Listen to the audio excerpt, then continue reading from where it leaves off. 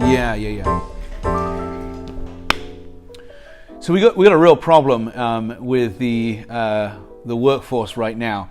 Everything is customized for the younger generation, down to the schooling system. So my daughter, she's in a school where she chooses what class she's going to do for 1 full month, and that equates to an entire semester. And then she moves on to the next class. 1 full month, entire semester's done. You think, wow, that's really clever. It's quite creative, and it's creating a very temporal, short-term thinking.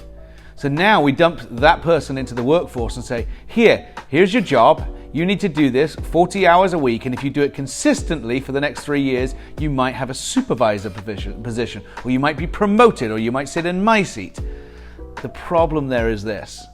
We've created a generation that thinks very, very short term, variety, customize every single app for me, customize the app and experience for me, customize it as a customer, customize it as a student, and now we enter the workforce, and the over 55% of the United States workforce have declared to have some type of gig employment, meaning they have an income or a revenue stream to them personally by their own gig employment, whether it's an Airbnb, they're an Uber driver, they're selling something on Etsy, or any other million things out there that are gig employment worthy, and they would happily replace their income if they could actually make a real business out of that thing.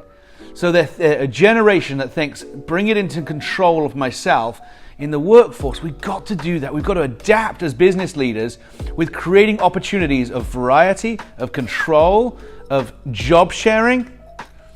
You've got gig employment we have a sharing economy right now, from ride share, from home shares and Airbnb. Job sharing will be a part of the future. So get ready for this. It's not just gig employment, but when people come into your organization and 2 individuals come to you and say, hey, we've decided to share our job. They're going to do the things I don't like to do. I'm going to do the things they don't like to do. What's the problem?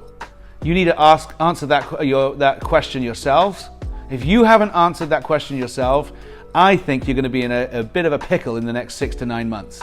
Yes, I mean 6 to 9 months. We have a generation coming through that is very, very clever, that is very, very entrepreneurial, that is very innovative, and if you don't adapt, they will go elsewhere and they'll take their career into their own hands. So career pathing and career mapping is customizable in the future.